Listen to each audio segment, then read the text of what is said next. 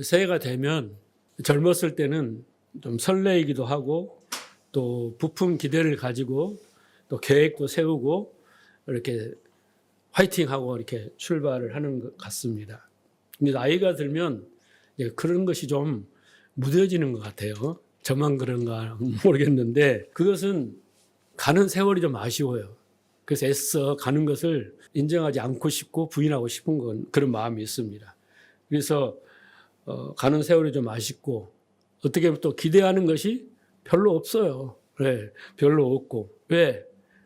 잘 안 되니까 기대해도. 그리고 성경 말씀대로 해 아래 새 것은 없으니까 이제 모든 일이 반복과 연속이다라는 것을 깨닫기 시작하면서 큰 기대는 없는 것 같습니다. 그런데 우리가 이제 나이가 들수록 또 시간이 갈수록 이렇게 고독하지 않고 또 외롭지 않고 의미 있고 이렇게 행복하게 사는 비결은 뭐냐? 비결은 뭐냐면 습관적이고 반복적인 행동과 일을 안 하면 됩니다. 어제나 오늘이나 변함없이 똑같은 일을 하는 사람은 절대 행복할 수가 없어요. 그런 일을 않고 따라해 봅시다. 가치 있는 일. 예, 가치 있는 일을 딱 정해가지고 하나 택해서 올해는 가치 있는 일에 나의 시간과 돈과 열정과 모든 것을 투자해 보는 겁니다. 예. 그 사람은 첫째 존재적 가치가 있어야 돼요. 그 말은 뭔 말이냐면 내가 아무리 나이를 먹어도 나를 필요로 하는 것이 있어야 되고, 그렇죠? 나를 찾는 사람들이 있어야 돼. 이게 존재적 가치잖아요. 예. 이 가치가 없으면 참 우울해질 수밖에 없겠죠. 그래서 사람은 첫째 존재적 가치가 있어야 되고, 둘째는 가치 있는 일을 해야 돼요. 가치 있는 일을 해야 스스로 만족하고 성취감이 있고 또 하면서 즐겁고 그 결과를 보고 더 행복해지는 거죠. 그래서 존재적 가치, 그 다음에 가치 있는 일, 이걸 해야만이 우리는 모든 것, 나이를 떠나서 남녀노소를 떠나서 행복할 수 있다라는 겁니다. 그래서 사람은 가치 있는 것을 또 소유하고 있을 때 그것으로 인해서 우리는 기쁘고 즐겁고 행복합니다. 어떤 사람은 사랑을, 어떤 사람은 막 애국, 정의, 어떤 사람은 돈, 어떤 사람은 가정을 그렇게 가치 있게 여기잖아요. 가족, 명예, 건강, 어떻게 인정받는 것, 성공하는 것. 제각기 자기가 가치 있다고 생각하는 것에 대해서 우리는 돈과 시간과 열정을 투자하게 돼 있습니다. 그래서 사람들은 더 나은 가치를 발견하려고 노력을 합니다. 왜냐하면 내가 가치 있게 여겼던 걸 가지고 살았어요, 작년에. 그런데 그것이 또 식상하고 또 만족이 안 돼요. 그러면 이제 더 가치 있는 것을 찾게 됩니다. 과거 것은 가차없이 버리고 새로운 가치 있는 것을 발견하게 되면 또 그것을 위해서 아니다 싶으면 또 버리고 또 찾고. 그래서 인생이라는 것은 그렇게 가치를 발견하는 과정인지도 모릅니다. 그래서 무엇에 가치를 두고 살 것인가, 이것이 문제로다라는 겁니다. 자, 노아 홍수 시대에, 노아 사건 아시죠? 노아 홍수 사건이 일어난 그 시대에 가장 가치 있는 것이 무엇이었을까요? 그 시대의 사람들에게 가장 가치 있는 건 뭐였을까요? 이 답이 팍 안 나오면 여러분들이 성경을 보려고 너무 모르는 거죠. 제가 말하는 의도는 뭐예요? 가장 가치 있는 게 뭐였을까요? 아니, 그 시대 사람들에게 가장 가치 있는 게 뭐였을까요? 방주였어요. 노아 홍수 사건 시대에 방주는 구원의 장치였잖아요. 그렇죠. 그러니까 노아가 방주를 120년 동안 만들어 산꼭대기에서. 근데 사람들은 노아가 만든 방주의 가치를 몰랐어요. 외면했습니다. 왜? 무가치하다고 생각했고 나에게는 소중하거나 필요하거나 저런 것은 아무 쓸데도 없다. 이렇게 판단했기 때문입니다. 그래서 그 당시의 사람들은 무엇을 가치로 여겼을까? 예수님께서 이렇게 말씀하십니다. 노아가 방주에 들어간 날까지 사람들은 먹고 마시고 시집가고 장가가고 사고 팔았다. 이게 가치였어요. 그래서 그것이 중요했기 때문에 산꼭대기에 있는 방주는 아무런 가치가 없었어요. 그래서 결국 어떻게 됐습니까? 다 죽었어요. 가치기 여긴 노아와 그 가족만 살고 나머지는 다 죽었단 말이에요. 그 사람들이 그걸 가치를 발견하고 가치게 여겼더라면 살았겠죠. 근데 노아를 제외한 모든 사람들은 가치를 몰랐다라는 거죠. 마찬가지로 오늘날도 어떻게 먹고 어떻게 마시고 어떻게 잘 사느냐, 어떻게 돈 버느냐, 어떻게 장가가고 시집가느냐, 그죠? 그런 것에만 똑같습니다. 여러분 그 시대나 이 시대나 사람은 똑같은 거예요. 사람은 욕망도 똑같고 생각도 거의 비슷해. 문화만 좀 발달해 갈 뿐이지 그 본성은 변하지 않습니다. 그런데 노아는 다행히 하나님의 은혜로 가장 가치 있는 것이 무언가를 깨달았다는 거예요. 그게 은혜예요. 그게 은혜입니다. 그래서 오늘날도 여러분 하나님의 은혜를 받았다는 것은 은혜는 곧 깨달음입니다. 그래서 하나님의 은혜로 노아처럼 뭔가 가치 있는 것을 발견하면 여러분은 노아처럼 해피해지는 거예요. 그러면 발견하지 못하면 그 시대 사람이나 지금 시대처럼 먹고 마시고 장가가고 시집가고 돈 벌고 사고 팔고 여기에 집중하다가 그죠? 그렇게 홍수를 만나는 거죠. 그래서 노아는 그 가치를 발견했기 때문에 120년 동안 그죠? 지칠만도 하지만은 인내심을 가지고 꾸준히 그것을 준비하는 그런 일을 할 수 있었어요. 그게 하나님 주신 그 은혜 때문입니다. 자, 그러면 오늘날 여러분 그 노아 시대의 방주가 가장 가치 있었는데 오늘날에 이 세상에 가장 가치 있는 건 뭘까요? 그게 바로 교회입니다. 교회예요, 교회. 그렇죠? 교회가 방주예요. 자, 그런데 교회에 가면 모든 게 해결됩니까? 그죠? 우리는 교회라고 생각하죠. 교회가 세상을 구원한 방주라고 생각하는데 막상 교회에 와보니까 여러분 해피합니까? 네? 자, 그래서 교회에 가면 모든 것이 다 해결되고 행복하게 살게 되는가? 아닙니다. 자, 그 이유는 뭐냐면 교회 안에서도 올바른 지식을 들어야 된다.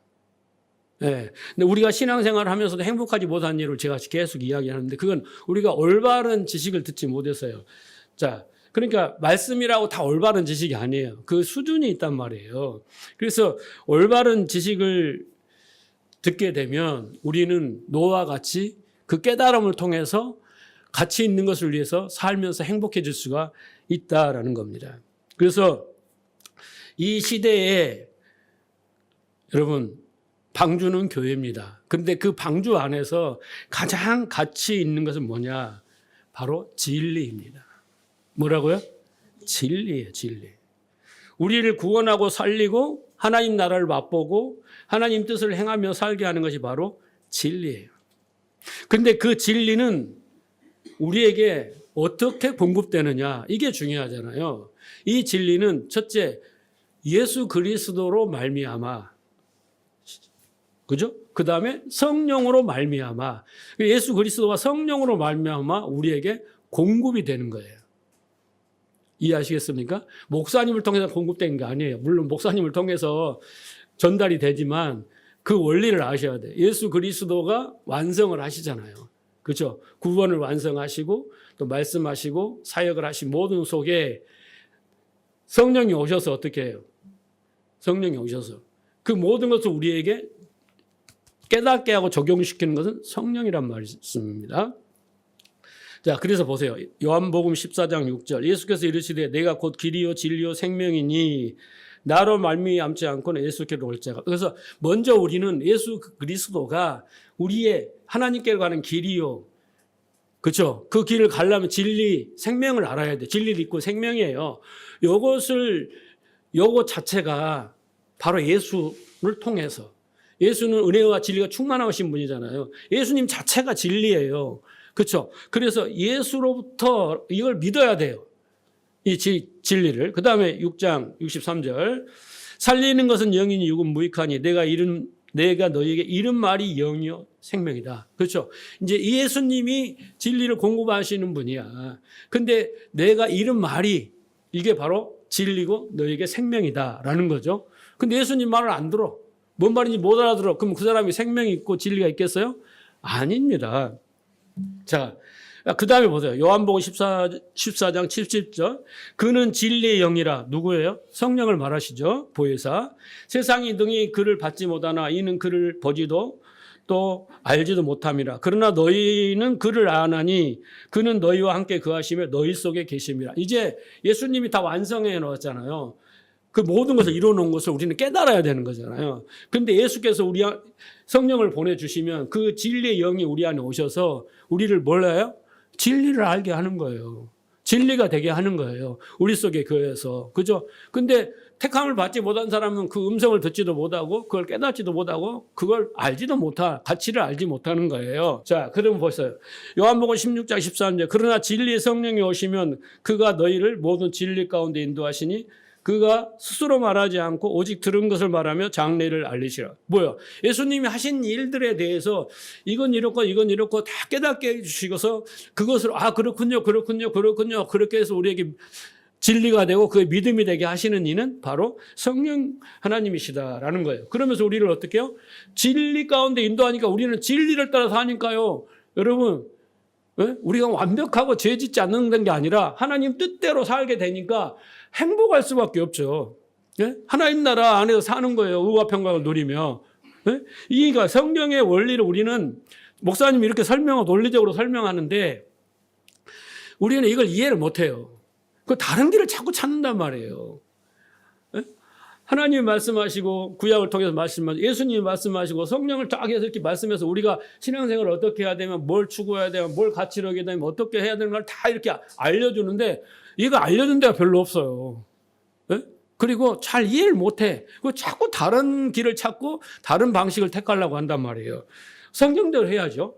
자, 그래서 노아가 방주 안에서 홍수 심판에서 이렇게 구원을 받은 것 같이 우리도 예수 안에서 구원을 받아요. 그렇죠? 그래서 우리가 구원을 받으려면 뭐 해야 돼요? 예수를 믿어야 돼요. 첫째. 예수를 믿어야 돼요. 그러니까 예수를 믿는다는 것은 그냥 믿습니다가 아니라 그랬어요. 내가 예수를 믿을게요. 한번 믿어볼게요가 아니에요. 예수를 믿는 것은 그리스도의 말씀을 듣고 그죠? 그리스도의 말씀을 듣고 이 그리스도의 말씀은 바울이 무슨 말이냐면 성령께서 가르쳐주는 말씀이에요. 생각나고 또 들은 것을 말씀하시고 이런 모든 것을 깨닫게 해주는 진리가 되게 하는 말씀이 그리스도의 말씀이라고 표현을 하는 겁니다. 그리스도의 말씀을 듣고 그 말씀이 진리가 되고 우리에게 믿음으로 이제 우리가 구원을 받고 그 뜻을 알게 돼서 하나님 뜻대로 행하며 살게 되는 것 이게 바로 뭐예요? 진리가 그렇게 되는 거예요. 했을 때 가능하단 말이에요. 그래서 자 마태복음 13장 44절 천국은 마치 밭에 감추인 보화 같으니 사람이 이를 발견한 후 숨겨두고 기뻐하고 돌아가서 자기의 소유를 다 팔아 그 밭을 샀느니라. 자 보세요. 보화를 발견한 사람은 진주를 발견한 사람은 그죠? 여러분 진리를 발견한 사람은 이 사람인 거예요. 천국의 비밀을 알았잖아요. 그 아는 사람은 그것을 최고의 가치로 여기는 거예요. 교회 안에서 여러분 최고의 가치는 헌신 봉사가 아니에요, 여러분. 그것은 믿음의 결과라 그랬잖아요. 내가 했다라고 자꾸 주장하는 사람들은 그 바리새인들이 하는 거하고 똑같은 거예요. 네, 그러니까 그 이전에 우리는 먼저 최고의 가치로 여기하는 것은 이 밭에 감추인 보화, 이 진리를 가치를 알아보는 거예요. 그것을 통해서 맛을 보는 거예요. 그 능력을 아는 거예요. 그런 사람은 자기 소유를 다 팔아요. 여기서 소유를 판다는 건 뭐예요, 여러분? 집을 팔고 아파트를 팔고 뭐 다 판다는 게 아니라 여기는 이제 예수님이 비유로 말씀하시는 건데 바리새인들이 소유하고 있는 율법을 지켜서 자기 공로와 공적으로 삼고 자기 의로 삼았던 모든 것을 다 버리는 거예요. 그것하고 바꾸는 거예요. 바울이 그랬잖아요. 나는 다 배설물로 여긴다. 이게 여러분 다 자기 다 파는 거예요. 그거하고 진리하고 바꾸는 거예요. 자, 그리고 보세요. 45절. 또 천국은 마치 좋은 진주를 구하는 장사 같으니 극히 값진 진주를 하나 발견하며 가서 자기 소유를 다 팔아. 이것은 뭐냐면 여러분, 이제 밭에 감추인 진주를 발견했어요. 진리를 발견한 사람은 그다음부터 뭘 찾아다니냐면 진리를 찾아다니는 사람이에요. 진리에 목말라하는 거예요. 이미 진리의 그 능력을 맛봤기 때문에 이제는 계속해서 어떻게 해요? 그 진리만을 찾아다니는 거예요. 진리에 목말라 하는 거예요. 이게 천국의 사람이에요. 이해하시겠습니까? 그러니까 목사님이 지금 뭘 이야기를 하고 있는 거예요? 가장 가치 있는 게 뭐냐? 네. 근데 교회에 와서 다른 것을 가치에 두는 순간부터 여러분은 행복에서 점점 멀어지는 거, 하나님에서 점점 멀어지는 거예요. 그래 놓고 와서는 막 기도만 하면 뭐 다 될 줄 알고 있는데 안 되는 겁니다. 그래서 가장 가치 있는 것을 발견한 사람은 그동안 가치 있게 여겼던 것들을 다 버리는 거예요. 바울도 가장 가치 있게 여긴 게 뭐예요? 자기의 열심과 또 율법에 흠 없는 것과 막 이런 거잖아요. 헌신, 봉사, 충성 이런 거잖아요. 근데 그걸 다 버리고, 그쵸? 가장 가치 있게 했던 것들 다 버리는 거예요. 왜? 내가 이제 1,000원짜리가 제일 가치 있는 줄 알았는데 10,000원짜리가 더 가치 있으면 1,000원짜리 누가 값어치 있게 여기겠어요. 똑같은 겁니다. 그걸 이야기하는 거예요. 그래서 이제는 우리는 좋은 진주를 구하기 위하여 열심을 내야 되는 거죠. 열심을. 예. 그리고 그걸 목말라 하고, 그래서 올 한 해도 여러분 발굴해내는 것처럼, 밭에 있는 감추를 찾아내는 것처럼 진리를 사모하시고 진리를 구하고 또 진리를 또 찾는 그 일에 최선을 다해야 돼요. 그러면 행복해집니다. 다른 거 하면 행복해지지 않아요. 오늘 신년을 맞이하여 제가 권모에는 말씀을 드렸습니다. 12월 달에 제가 물어볼 겁니다. 네? 기억하시고요. 자, 본문으로 들어가서 우리가 지난 시간부터 쭉 공부한 걸 정리 좀 해보면 주제는 이겁니다. 우리 아까 예수를 믿어야 된다 그랬잖아요. 히브리서 기자는 예수를 깊이 생각해라는 거. 왜? 잘 믿어야 되니까. 예수님 말씀을 따라 예수님과 인격적 관계가 되고 그 말씀에 순종에 따르고 그 제자가 자기 십자가를 지고 자기를 부인하고 가야 되니까 깊이 생각해라는 거예요. 그게 잘 믿으라는 이야기입니다. 생각하고.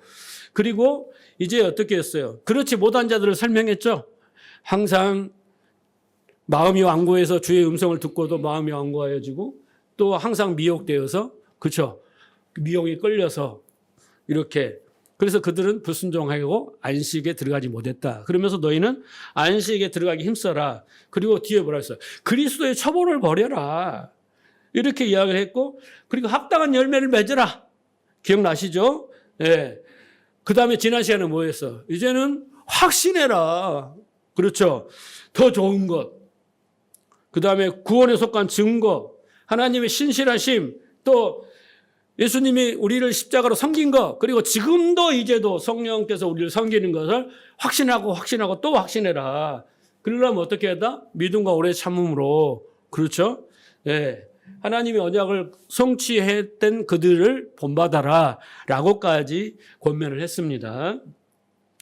자, 그러면서 오늘 본문은 그렇게 여러 가지 경험을 하고서도 타락한 자들이 있었잖니. 그렇죠?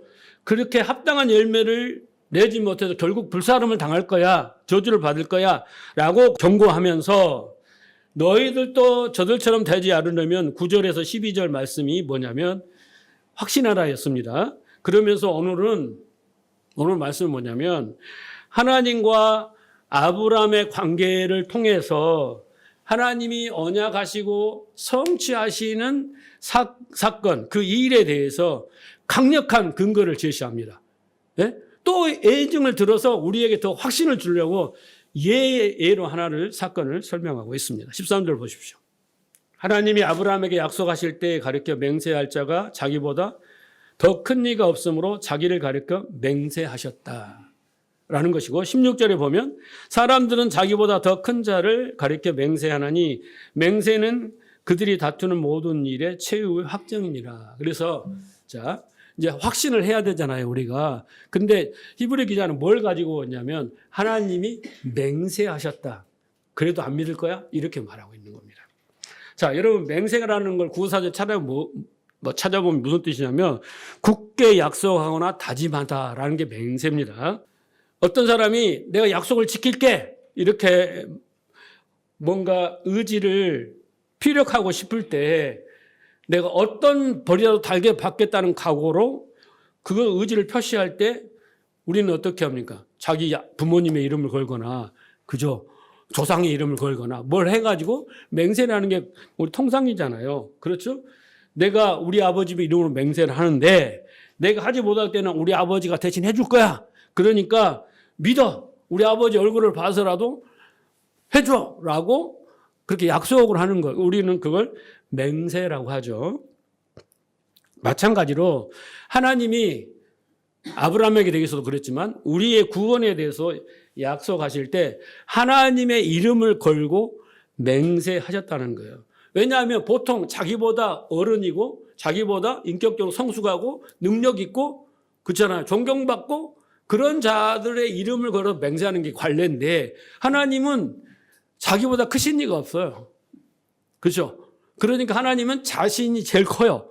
크시니까 자기의 이름을 걸고 맹세를 하셨다라는 겁니다. 자, 그 이야기의 의미는 뭐냐면 만약 내가 하나님이 약속을 지키지 않으면 이제 나는 하나님이 아니야. 이런 선언인 거예요. 내가 아브라함한테 약속했지. 내가 너희들한테 우리한테 하나님이 약속을 했단 말이에요. 성경은 언약의 책이잖아요. 새 언약, 그죠? 에드 언약, 새 언약. 그 약속을 했는데 내가 이 약속을 안 지키면 난 하나님이 아니야. 라고 하는 거예요. 곧 결국은 맹세는 하나님의 맹세는 뭐냐면 자기 포기의 선언이에요. 포기의 선언이에요. 하나님이 신실하지 않으시고 약속을 또 번복하거나 내용을 빼거나 더하거나 이렇게 해서 신실하지 못하면 하나님이 아닌 것을 스스로 선포하시는 거죠. 그게 이제 맹세입니다. 다시 말해서 이 약속은 내가 반드시 지키겠다는 선언인 거죠. 증표예요. 자, 창세기 22장 15절을 보십시오. 여호와 사자가 하늘로부터 두 번째 아브라함을 불러 이르시되 여호와께서 이르시기를 내가 나를 가리켜 맹세하노니 내가 이같이 행하여 내 아들 내 독자도 아끼지 아니하였은즉 내가 내게 복을 주고 큰 복을 주고 내 씨가 번성하여 하늘의 별과 같고 바다의 모래같이 하리니 내 씨가 그 대적의 성문을 차지하리라. 자, 여러분 하나님이 맹세는요. 약속이 있고 맹세가 있어요. 달라요. 하나님이 언약을 했단 말이에요. 아브라함에게. 그런데 하나님이 이 언약에 대해서 또 맹세를 하세요. 자, 그래서 하나님이 창세기 12장에 한번 아브라함에게 약속하시고 또 15장에서 약속하시고 17장에서 약속이 나와요. 성경을 보면 3번 나옵니다. 그리고 22장에 4번째 언약의 약속이 반복해서 내용은 거의 비슷비슷해요. 자, 그런데 12장, 15장, 17장은 약속만 반복합니다. 그런데 22장에 와서 아브라함이 모리아산에서 뭐 합니까? 하나님 말씀을 따라 이삭을 제물로 드리잖아요. 그렇죠? 그러고 나서 하나님이 이제는 약속에 대한 것만 말하는 게 아니라 맹세를 하십니다. 맹세. 그러면서 그 뒤에 뭐라고 합니까? 축복을 해요. 그렇죠?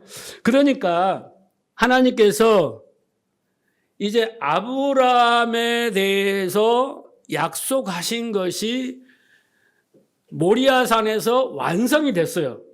아브라함께 성취가 됐죠. 거기서 아브라함이 믿음의 조상이 됐잖아요. 그러고 나서 하나님이 맹세를 하는 거예요. 그 맹세는 누구를 위한 맹세입니까? 이걸 잘 알아야 돼요. 누구를 위한 맹세예요? 아니, 자, 보세요. 하나님이 언약을 창세기 12장에 했어. 그런데 모리아산에서 그 언약이 아브라함이 완성이 돼서 아브라함은 믿음의 조상으로 인정을 받았단 말이에요. 그럼 언약의 성취죠. 그런데 그것다 대고 또 하나님은 또 맹세를 해요. 그러면 이 맹세는 누구를 위한 맹세입니까? 우리를 위한 맹세예요. 아브라함의 후손들을 위한 맹세예요. 보세요. 이제는 네 후손들도 이렇게 너처럼 복을 줄 거야 라고 하시면서 맹세를 하십니다. 이해하시겠죠? 그러니까 아브라함을 샘플로 보여주시는 거예요. 하나님이 택한 자들을 불러서 이렇게 해서 하나님께서 복을 주겠다. 아브라함에게는 뭘 줬어요?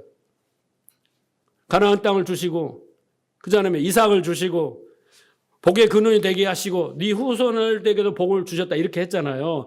그것이 다 이루어졌는데 후손에게 복 준 내용은 안 이루어졌잖아요. 아직. 그렇죠? 그래서 이제 다 이루시고 성취됐지. 근데 봤지? 내가 맹세를 할게. 그러면서 너희 후손들도 이렇게 복을 주겠다라는 맹세로서 한 번 더 도장을 찍습니다. 보십시오. 17절을 보십시오. 하나님은 약속을 기업으로 받는 자들에게 약속을 누가 기업으로 받습니까? 누구예요? 우리예요. 이제 받는 자들이 그 뜻이 변하지 아니함을 충분히 나타내시려고 어떻게 했어요? 그 일을 맹세로 보증했다 그러잖아요. 그죠? 제가 다른 말 한 게 아니라 성경을 풀어서 이야기하는 겁니다. 쉽게 이해하시겠죠? 그렇죠. 그 약속을 우리가 기업을 받는 건 뭐예요? 상속을 받는 거예요. 아브라함이 하신 약속을 우리가 상속을 받는 거예요. 그게 복이란 말이에요. 그렇죠? 하나님이 너를 택했어. 창세전에. 너를 거룩하고 흠없게 만들겠어. 믿음의 사람으로 만들겠어. 하나님 약속했었단 말이에요. 만들어 줄게. 잘 알아야 돼. 나를 믿어야 돼. 그 나하고 같이 행복하게 이게 약속이잖아요. 자, 그런 바들에게 그 뜻이 변하지. 아브라함에게만 있고 끝나는 사건이 아니라 아브라함에게 하셨던 너로 말미암아 복의 근원이 되고 너의 이름을 창대케 하고 그렇잖아요. 그 약속을 내가 받는 자들도 그들도 똑같이 할 거야 라고 맹세를 하셨다는 거예요. 그 보증으로. 이해하시겠죠? 그러니까 누구를 위한 맹세라고요? 우리를 위한 맹세예요. 그 기업을 약속으로 받는 자들에게. 자, 그런 게 이런 거예요. 여러분과 저하고 계약서를 썼어요. 계약서 썼더니, 예? 여러분이, 의심이 좀 가는데. 그러니까 뭘 써요? 거기다가 플러스 연대보증을 쓰는 거예요. 그러면 여러분이, 계약서 종이짝이 문제가 아니라 이 돈을 안 갚으면 이 사람이 갚겠네. 그러고 뭐라고 연대보증을 세우잖아요. 그런 거와 똑같아, 맹세는. 그런 의미란 말이에요. 그러니까 이중 보증이에요. 이해하시겠죠? 이렇게 확고하신단 말이에요, 하나님이.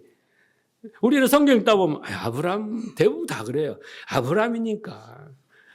아브라함이 이렇게 아브라함처럼 순종해라고 하나님이 그러니까 이렇게만 생각하는 게 얄팍한 지식으로는 아니라니까. 우리가 이렇게 할 줄 알고 그 보증으로 맹세까지 하셨다라는 거 아닙니까? 믿으실 거예요, 안 믿으실 거예요? 그 믿는다고 하면서 그 증거가 없어. 안타까움이에요. 자, 그러니까 추워도 티끌만큼도 의심의 여지가 없도록 하나님은 뭐 한 거예요? 맹세하셨다라는 거죠. 18절 보세요. 이는 하나님이 거짓말 하실 수 없는 두 가지 변하지 못한 사실로 말미암아 소망을 얻으려고 피난처를 찾는 우리에게 큰 위안을 하게 합니다. 이해하시겠죠? 그런데 여기서 두 가지 사실이 뭐예요? 우리는 이 두 가지 사실 때문에 위안을 얻어야 돼. 확신을 얻어야 되고 소망을 가져야 된단 말이에요. 이 두 가지 사실이 뭐예요? 약속과 맹세예요. 네? 약속과 맹세 때문에 우리는 위로를 받고 고난 가운데, 그렇죠? 그렇죠? 하나님을 떠나고 싶어 이런 마음 가운데, 예? 환난 가운데, 시련 가운데, 예? 정말 신앙생활에 게을러질 때, 그잖아요. 이런 모든 상황 속에서 여기 지금 히브리 사람들은 배교하는 신도들을 지금 막 설득하고 책망하고 경고하고 그런 거거든요. 그런 상황 속에 하나님의 약속과 맹세 받잖아. 그런데 하나님 떠날 거야? 이렇게 말하고 있는 겁니다. 다시 말해서 이래도 안 믿을 거야? 라고 히브리서가 말하고 있습니다. 자, 그런데 우리가 여기서 더 중요한 것은 하나님의 약속과 맹세도 우리가 성경 말씀대로 믿어야 되지만 더 근원적인 믿음은 뭐냐? 하나님의 본성적 속성이에요. 하나님의 본질적 속성을 알아야 돼요. 그게 뭡니까? 하나님은요, 모든 것이 다 진리야. 100%가. 0.00009% 공구도 거짓이 없어요. 그죠? 그래서 하나님은 진리 자체세요. 하나님의 말씀에 나온 건 다 말씀대로 이루어지고 다 오름이야. 참이야. 믿으세요? 아멘이죠? 그래서 하나님 속에는 거짓이 없어요. 그잖아요. 거짓이 없어요. 자, 민수기 23장 19절. 하나님은 사람이 아니시니 거짓말을 아니하시고 인생이 아니시니 후회가 없으시도다. 어찌 그 말씀 한 바를 행하지 아니하시며 하신 말씀을 실행하지 않으시랴. 이게 하나님을 경험한 자들의 고백이에요. 믿으십니까?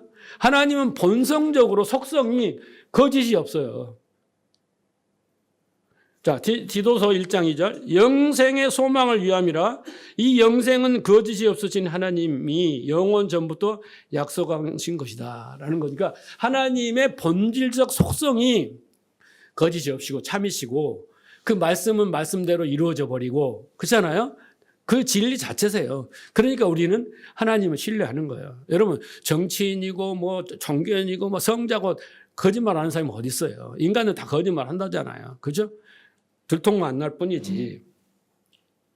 그래서 우리가 하나님 됨이 바로 이 같은 이유입니다. 그래서 그 하나님이 약속하셨고 그걸 또 아브라함에게 그 약속대로 이루어진 것을 보여주셨고 그리고 너희들도 그렇게 할 거라고 복을 줄 거라고 아브라함처럼 할 거라고 맹세하셨고 그렇잖아요. 그 본질적 속성도 하나님은 거짓이 없으시니 우리는 어떻게 해야 돼요? 하나님을 철석같이 믿어야 돼요. 철석같이. 아멘입니까?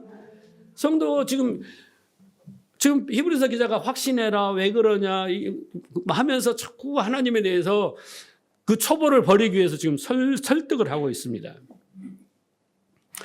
자, 그렇지만 여기서 또 한 가지 우리가 중요한 것은 하나님은 인간에게 맹세를 하지만 인간은 여러분 하나님께나 사람에게는 맹세할 수 있어요. 그러나 하나님 앞에 절대 맹세하면 안 됩니다. 왜 그랬어요, 여러분? 창세기 15장에 보면 횃불 언약이라는 게 있잖아요. 아브라함이 하나님 자식 언제 줄 거예요? 도저히 못 믿겠어요. 나 포기할래요. 막 이러니까 하나님 짐승을 잡아다 배를 가르고 하나님 기다리라. 우리 둘이 손잡고 가서 언약식을 하자 이러잖아요. 근데 하나님이 아브라함을 잠들게 하시고 혼자 지나가는 거예요. 왜? 둘이 지나가면 아브라함은 죽어야 돼요. 약속을 못 지키니까. 아브라함이 얼마나 좀 이따 가서 하갈하고 이스마엘 낳잖아요. 그렇죠? 그러니까 하나님이 안 거예요. 하나님한테 인간의 약속은 불가능한 거예요. 그러나 하나님이 인간에게 하신 약속은 불변이에요. 그래서 하나님이 아브라함을 잠들게 하시고 홀로서 그 짐승 갈라놓은 사이로 지나가시면서 홀로 약속하신 거예요. 그게 하나님의 언약입니다. 그래서 우리는 하지 말아야 돼요. 자, 마태복음 5장 33절. 또 옛사람에게 말한 바 헛맹세를 하지 말라 하고 하지 말고 내 맹세한 것을 주께 지키라 하였다는 것을 너희가 들었으나 나는 너희에게 이르노니 도무지 맹세하지 말지니. 하나님께 잘못된 맹세하지 말고 그 맹세한 걸 지켜라고 우리는 알고 있는데 그런 뜻이 아니야. 그런 거죠. 도무지 너희들은 하나님 앞에 맹세하지 마. 하늘로도 하지 말고 또 땅으로도 하지 말고 예루살렘으로도 하지 말고 네 머리로도 하지 마라. 왜? 너는 이 머리털 하나도 희게 못하고 머리털 하나도 뭐예요? 흰 머리털 하나도 검게 하지 못한다. 이렇게 말하잖아요. 너희는 뭐예요? 옳다 아니라 하라. 이것만 하면 돼. 맹세하지 마. 맹세하는 것은 악으로부터 나온 거라고 그러잖아요. 본문에. 그죠? 근데 당시에 유대인들은 하나님의 이름을 걸고 맹세를 해갖고 그걸 악용을 해가지고 사람에게 신뢰를 주고 돈도 안 갚고 띄어먹고 나쁜 짓을 했단 말이에요. 그렇죠? 성전의 이름을 걸고 하나님의 이름을 걸고 막 이렇게 사용했다는 거예요. 네. 그러니까 우리가 할 일은 뭐냐면 하나님의 맹세에 대해서 가타부타 이런 말 하지 마요. 네? 뭐가 어쩌니 이걸 더해줬으면 어쩌니 빼면 어쩌니 이딴 소리 하지 말고 믿을 건가 안 믿을 건가만을 선택하라는 거예요. 옳다. 나는 믿겠다. 아니다고 하면 안 믿겠다. 이것만 해야지. 가운데 서가지고 기웃하면서 이게 맞네 틀리네. 에? 나는 못 믿겠네. 뭐 증거를 좀 한번 믿어볼까? 이딴 소리 하지 말라는 거예요.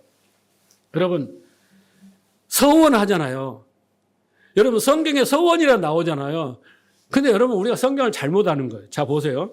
입다의 서원 사건이 아주 아이러니하잖아요. 입다의 서원 사건이 뭔지 아시죠? 네? 입다가 이제 전쟁을 하러 대표로 뽑혀갖고 전쟁을 하러 갑니다. 그런데 입다가 그래 하나님께 서원을 해요. 사사기서 보세요. 11장 30절. 그가 여호와께 서원하 이르되 과연 암몬 자손을 내 손에 넘겨주시고 내가 암몬 자손에게 평안히 돌아올 때 누구든지 내 집 문 앞에서 나와서 나를 영접하는 그를 여호와께 드릴 것이니 내가 그를 번제물로 드리겠나이다. 여러분 이 서원이 잘 됐어요? 잘못됐어요? 왜 사람을 드려요? 그 당시에 사람을 드리는 거 뭐예요? 몰록, 우상, 나쁜 거예요. 그 못된 방식을 배우다가 하나님한테 조건을 걸고 이야기를 하잖아요. 네? 그러면서 이걸 본문을 읽고 서원을 해갖고 잘 지키세요. 이러면 안 됩니다. 이것다는 소리야. 이게 틀린 거예요. 이 본문을 이해를 못하는 거예요. 자, 그런데 34절 이하를 보면 승리하고 돌아와요. 그때 누가 나와요? 무남 동녀가 나오는 거예요. 외동딸이 자식 딱 하나 있는데 외동딸이 할렐루야 하고 아버지 하고 딱 그러는 거 입맞춤을 하는 거예요. 그래서 결국 드립니까 안 드립니까? 드려요. 이렇게 순종하세요 라고 말하면 그 초등학생이 나누는 거예요. 자, 여러분 잘 생각해 보세요. 왜 하필이면 그 외동딸이 나왔을까? 그걸 생각해 봐요. 성경은 이걸 통해서 우리에게 무엇을 말하려고 하는 건가? 이 사건의 진위가 뭔가라는 거예요. 여러분, 전쟁은 하나님께 속했다 그랬잖아요. 전쟁을 일으키고 전쟁에 나가게 하고 전쟁에 승리하고 전쟁에 실패하게 하는 모든 일들은 하나님이 우리에게 뭔가를 깨우치고 가르치고 뭔가를 보여주시고 하나님됨을 알게 하기 위해서 하는 일이에요. 그런데 거기에서 우리가 뭘 조건을 걸어가지고 그렇잖아요. 뭘 이렇게 해가지고 승리를 얻어내고 그걸 안 해서 실패로 이게 아니라고 여러분. 그러니까 승리도 실패도 다 하나님 뜻이라니까요. 우리는 깨닫기만 하면 되는 거예요. 그런데 우리가 이렇게 해가지고 하나님이 승리를 준다. 이게 자체가 우상의 우상, 잘못된 거예요. 이게 잘못됐다는 것을 첫째 보여주고 두 번째 왜 이 전쟁을 통해서 승패를 통해서 하나님의 뜻을 깨닫는 것이 문제인데 우리의 조건이 우리의 서원이 그것 때문에 승리하고 그것 나 때문에 뭐가 이루어졌다? 그걸 아니라는 것을 알려주기 위해서 네가 한번 해봐. 그러고 나온 게 딸이 나온 거예요. 외동딸이. 그렇잖아요. 그래서 여러분 서원을 우리가 할 때 정말 기쁨과 감사로 해야 되는 거예요. 서원했으면 약속을 지켜야 되는데 입다는 어떻게 했어요? 슬픔의 눈물을 쏟아내면서 결국은 드렸단 말이에요. 하나님이 기뻐하실까요? 이것은 하나님이 이러니까 지켜야 되는 율법주의자고 이건 아니다. 이걸 본받지 마라는 샘플로 보여주는 거예요. 그죠? 서원해놓고 내가 하나님 아들이 서울대 가면 내가 1억 아니 뭐 2억 할게요 해놓고 막 기뻐서 2억 낸 사람 대한민국에 한 사람도 없어. 교회 안에. 그 속에 마음이 어때? 1억이라고 하는데 괜히 2억 했네. 하나님 분할로 납부하면 할부로 하면 안 돼요. 이렇게 자꾸 인간이라는 그런 거예요. 하나님을 기만하는 거예요. 절대 할 수 없다라는 것을 보여주기 위해서 하나님이 극단적인 사건이 우리에게 보여주는 거예요. 그걸 교훈을 삼아야지. 그걸 따라하려면 절대 안 되는 겁니다. 자, 그래서 어쨌든 하나님의 맹세에 대해서 왈가왈부하지 말고 그것 때문에 우리가 회의나 의심이나 갈등이나 내적인 그런 것도 불신이나 이런 거 하지 말고 논쟁도 하지 말고 어떻게 해야 돼요? 선택하든지 안 하든지 둘 중에 하나만 하면 되는 거예요. 안 하려면 말고 하려면 철저히 하고 이렇게 하라는 겁니다. 자, 그리고 또 한 가지 중요한 사실은 뭐냐? 자, 하나님이 아브라함에게 하신 언약이 이렇게 확실하게 이루어졌다면 자, 그건 뭐예요? 모형이란 말이에요. 그림자란 말이에요. 그러면 그 실체가 진짜 이루어졌어? 모형으로 보여줬잖아요. 아들을 죽이는 아버지. 그 모형이 누구예요? 하나님이 예수를 죽이는 거. 이게 똑같은 모형이잖아요. 그걸 통해서 하나님이 여호와 이레 그리스도를 알려준 거잖아요. 그런 것처럼 그 모형으로 보여준 건데 아브라함을 통해서 그 실체가 이루어졌다 것을 확인을 해야 돼요. 그래야지 우리에 대한 확신이 있잖아요. 자, 갈라디아 3장 16절 보세요. 이 약속들은 아브라함과 그 자손들에게 하시는 것인데 아브라함만 한 게 아니에요. 그 자손들까지 했어요. 여럿이 가르쳐 그 자손이라 하지 아니하시고 한 사람을 가르쳐 내 자손이라 하시니 곧 그리스도라. 그러니까 뭐예요? 그리스도를 통해서 그 약속을 이루셨다는 거예요. 그리스도를 통해서 이루셨다는 거예요. 그러니까 그 언약의 실체로 성취하시는 이가 누구예요? 예수 그리스도를 통해서 이루어지셨다라는 거예요. 그래서 그리스도 안에 있는 자들은 어떻게 해요? 더 말할 필요가 없다. 네? 그리스도로 하게 하셨으니 그 그림자, 그 실체가 그리스도를 이루어졌으니 그리스도 안에 있어 너희가 그러면 너희는 의심할 여지가 없어. 아브라함처럼 그렇게 약속을 이루시는 거야 라는 거예요. 그러니까 여러분 우리가 그걸 깨달았을 때 은혜고 감사 찬양이 나오는 거지 그걸 깨닫지도 못하고 다른 것을 막 바라고 있는데 하나님은 이것을 말씀하신 데 이루고 있는데 나는 다른 것을 자꾸 바라고 있으면 그 감사가 되겠어요? 그래서 은혜는 깨달음이라고 이야기를 하는 거예요. 자, 14절 보세요. 아브라함이 그 약속을 받은 그 내용이 뭡니까? 14절에 보면 내가 반드시 너에게 복을 주며 복 주고 복을 주며 두 번을 말하잖아요. 복을 주고 복 주고 복을 주며 너를 번성케 하고 번성케 하고. 두 번은 뭐예요? 아주 강조를 하는 거예요. 강조를 하는 겁니다. 자, 중복해서 강조하는 거예요. 약속의 확실성과 불변성과 진실성을 강조하는 겁니다. 그러면 여러분 아브라함이 하나님의 언약이 성취가 된다고 했잖아요. 아브라함에게. 그죠? 나는 너의 하나님이 되고 너는 나의 백성이 되겠다. 신약의 말로 나는 거룩하고 흠없는 하나님의 아들 되게 하겠다. 이런 거의 언약이 핵심이잖아요. 그러면 그게 아브라함에게 성취가 돼서 그것을 하나님이 맹세를 하셨다 그랬잖아요. 그러면 아브라함이 그 믿음의 조상이 됐다고 하는데 그 믿음의 조상의 샘플, 그 표정, 증표는 뭐냐? 히브리서 11장이에요. 우리 다음에 자세히 공부하겠지만 보세요. 17절. 아브라함은 시험 받을 때 믿음으로 이삭을 드렸으니 여러분 믿음으로는 뭐예요? 믿음으로는 뭐예요?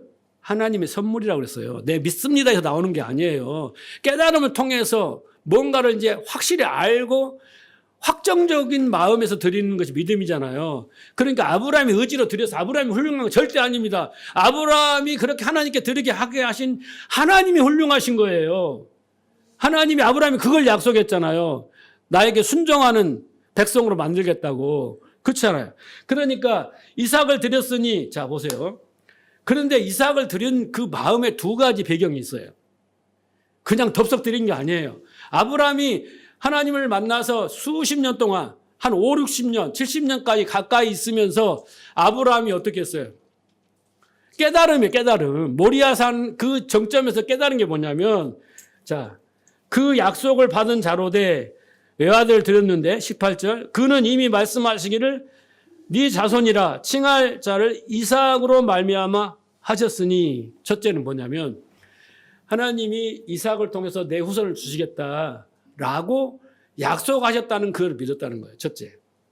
두 번째, 그러면 이삭이 죽어. 제물로 드리면 죽으면 누구를 통해서 또 내가 그러면 하갈에게 낳은 것처럼 또 다른 사람 얻어서 그런 낳아야 되나? 이게 아니라 19절 보세요. 그가 하나님이 능히 이삭을 죽은 자 가운데서 다시 살릴 줄 생각한지라. 이해하시겠어요?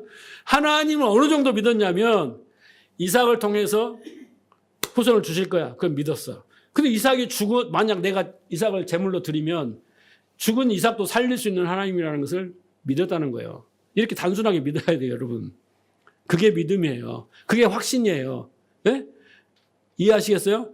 그게 아브라함의 믿음인데 아브라함 안에서 나온 게 아니라고. 이것은 숱한 세월 동안 아브라함이 하나님과 관계 속에서 깨달음 속에서 오는 믿음이란 말이에요. 그게 바로 믿음인 거예요. 근데 우리는 내가 믿습니다. 내가 한번 해볼게요.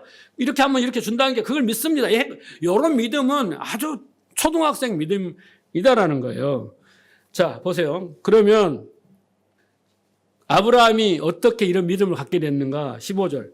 그가 이같이 오래 참아 약속을 받았느니라. 여러분 25년 동안 참아서 이삭을 얻었는데 그냥 오래 참기만 했습니까?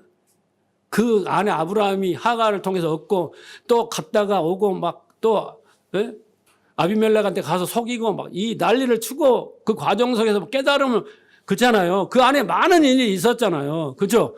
또 318명 가서 전쟁에 승리하고 멜기세덱 만나고 많은 과정이 있었잖아요. 그러니까 그 오래 참음이라는 거 뭐예요? 히브리서는 로마서는 말하지만 너희가 환난을 당하지만 인내해라. 그 속에 연단이 있고 연단 속에 소망이 있고 그 소망이 약속이 이루어지는 거잖아요. 그 오래 참음이라는 거 있었어요. 12절에는 뭐라고 하냐면 게으르지 아니하고 믿음과 오래 참음으로 말미암아 약속을 기업으로 받았다 그러잖아요. 그러니까 오래 참음이 있었다는 거야. 그러니까 아브라함이 아브라함으로 만들겠다고 하나님이 선포를 했지만 진짜 아브라함이 되기까지는요. 산전수전 공중전이 다 있는 거예요. 여러분이 그렇게 쉽게 변해요? 제가 쉽게 변해요? 아니에요. 착각이에요. 은혜 한번 받았다고 변해요? 6개월도 못 가요. 그죠? 숱한 세월 동안에 많은 걸 깨달아서 버리고 깨달아서 믿음이 축적돼야만이 이 오래 참음, 이 과정 속에 이게 있는 것을 인정하셔야 해요. 하루아침에 자기가 뭐가 되려고 생각하면 착각이에요. 그래서 뭐라고 하냐면 게으르지 말라 그래요. 뭘 게으르지 말라 그래요? 왜? 뭘 게으르지 말라 그래요? 듣는 것을 게으르지 말라 그랬잖아요. 그렇죠? 믿음에 이르려면 그리스도의 말씀을 들어야 되니까 이 말씀을 들어서 믿음에 이르는 것에 게을르지 말아야 돼요. 이게 해서 그리스도의 말씀을 듣고 믿음의 분량이 계속 올라가면 우리는 아브라함처럼 더 훌륭한 사람이 될 수 있다니까요. 그렇죠? 그렇죠. 바울도 그렇게 되잖아요. 자, 여러분 지옥이란 걸 제가 한번 이야기를 해볼게요. 우리 교회는 수준 높은 설교니까 이 정도 여러분이 이해하실 거라 믿어요. 여러분 지옥은 우리가 알고 있기로는 성경에 여러분 하데스라고 나오긴 나오는데 우리가 불교가 생각하고 우리가 생각하는 지옥은 성경에 그런 설명은 없어요. 그런데 보통 우리가 죄인들이 구원을 받지 못해서 영원한 형벌에 처하는 곳이 지옥이라고 생각하죠. 그래요, 안 그래요? 그런 곳이 분명히 있을 겁니다. 우리는 안 가봐서 몰라. 지옥 갔다 온 사람 없잖아. 천국 갔다 온 사람도 없고, 그렇죠? 그러니까 몰라. 근데 있다고 말해요. 근데 이 지옥이라고 번역을 했어요. 참 잘했어요. 근데 이 지옥이란 단어를 보세요. 여기가 아마 여러분 신앙생활이면 처음 듣는 소리일 거예요. 땅지자, 감옥, 옥자예요. 무슨 말이에요? 땅지자, 옥자예요. 옥자는 뭐예요? 감옥이란 뜻입니다. 어디가 감옥이에요? 땅이 감옥인 거예요. 나는 깜짝 놀랐어요. 너무 성경적인 번역이었어요. 여러분, 땅에 갇히는 것, 그게 감옥이거든요. 지옥이잖아요. 흙토변 아닙니까? 그렇죠? 지자가 땅 지자란 말이에요. 그러니까 땅에 갇히는 것,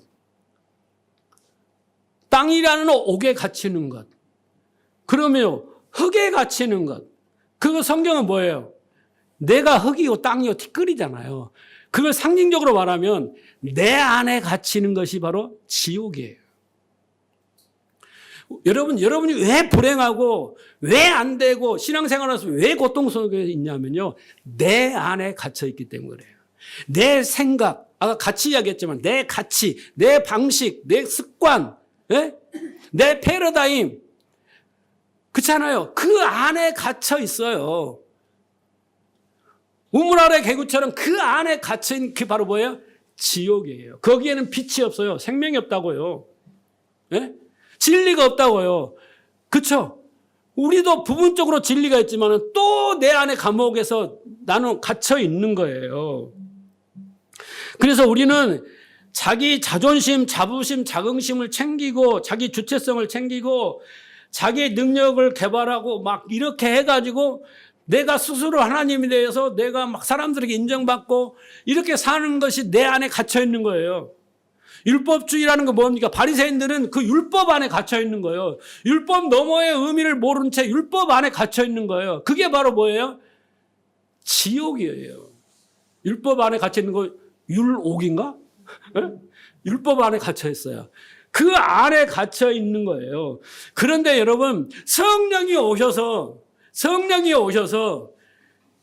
우리에게 그건 지옥이야 라고 가르쳐 준 게 뭐냐면 죄와 의와 심판에 대해 말하잖아요. 그게 뭐예요? 깨닫게 해주는 거예요. 여러분, 이 땅이 처음에 뭘로 시작해요? 혼돈과 공허와 흑암이 깊은 그 상태에 빛이 없는 상태, 이게 바로 지옥 아닙니까? 그리고 밤으로 시작하여 낮으로 끝나는 거 아닙니까? 그게 다 섭리예요. 섭리. 상징적으로 가르치는, 우리에게 상징으로 갖춰놓는 거예요. 낮으로 시작해서 밤으로 끝나요. 이제 밤으로 시작하냐마요. 밤이 오고 새벽이 오고 아침이 와야 되는 것이 성경적인 순리예요. 그러니까 처음은 밤으로 시작하고 이 혼돈과 공허는 지옥이고, 그 다음에 우리도 어떻게 해요? 내 안에 갇혀 사는 것도 지옥의 삶인 거예요. 그러니까 여러분 주위에도 막 저 사람 왜 저렇게 살아? 저렇게 힘들게 살아? 저렇게까지 해야 돼? 막 그런 사람들 있잖아요. 그 사람들은 자기 안에 갇혀 사는 사람이에요. 이 안에는 상식도 있어야 되고, 그렇잖아요. 우리가 통용하는 도덕, 윤리, 이런 지식들을 막 있어야 되고, 서로 교감하고 대화가 되고 교제할 수 있는 상식이라는 게 있어야 되잖아요. 그런 게 없어. 자기가 만들어 오는 그 성에 갇혀가지고 자기 기준과 자기 색깔로 꽉 갇혀갖고 이것만 딱 하고, 예? 이거 아닌 것은, 우리도 그러잖아요. 사회가 진보, 보수 딱 나눠놓고. 이 아는 것은 적이야. 나하고 섞일 수가 없어. 딱 이렇게 해놓은 그 갇혀 사는 게 바로 뭐예요? 지옥의 삶인 거예요. 그런데 빛이 들어오는 거예요. 그래서 나를 깨는 거예요. 이게 자기 부인이에요. 너 지옥이야. 맞는 것 같네요. 옳다. 그럼 나는 지옥에서 천국으로 바뀌어야 돼. 그런데 그 안에 이제 빛이 들어오기 시작하면 이 안에 지옥이야. 그렇죠. 공황장애 오고 막 두렵고 우울증 오고 고독하고. 여러분, 외로움과 고독은 달라요. 외로움은 사람들 관계로부터 차단되는 거고 관계가 없는 것이 외로움이지만, 고독은요 존재적 고독이에요. 지옥인 나를 고독하게 만드는 거예요. 내가 나를 고독하게 만드는 거예요. 그렇죠. 그런데 이제 빛이 들어와요. 그러면서 지옥이었구나. 그리고 나를 안에서 낳는 것이 죄고 의고 심판이었구나. 이걸 깨달아 가면서 허무는 거예요. 허무는 거. 그게 뭐예요? 진리인 거예요. 그것을 가치로 여기고 살아야 돼요, 여러분. 그것을. 그래야지 내가 행복해지지. 그건 지옥 같은 속에서, 어둠 속에서 아무리 날고 기고 허우적거려 봐야 지옥인 거예요. 누가 나를 제일 힘들게 한다? 바로 내가 힘들게 한다. 그 틀을 꺼야 되는 거예요. 자, 그 다음에 보세요. 마지막 19절. 우리가 이 소망을 가지고 있는 것은 영혼의 닭 같다 그랬어요. 그러니까 이 하나님의 언약과 맹세, 그리고 내용을 다 알았잖아요. 우리가 이것을 소망으로 가졌어요. 소망은 뭡니까? 우리를 아침에 벌떡 일어나게 하고 고난을 이기게 하고, 그렇죠? 그렇게 살게 하는 것이 소망인데, 그걸 가진 사람은 영혼의 닭과 같다는 거예요. 여러분, 다시 뭐예요? 아무리 큰 배도 놔두면 어떻게 해요?